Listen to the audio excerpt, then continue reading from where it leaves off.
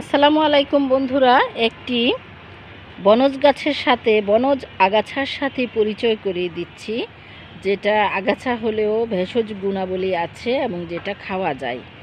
এটার নাম হচ্ছে ভুঁই আমলা। হিন্দিতে আমলকিকে আমলা বলে থাকে হিন্দি ভাষায়। এটার নিচে দেখুন, পাতার নিচে ছোট ছোট আমলকির মতো ধরে আছে, এগুলোই এর বীজ। এই আমলকির মতো দেখতে বীজের জন্য, ফলের জন্যই এটার নাম হয়েছে ভুঁই আমলা।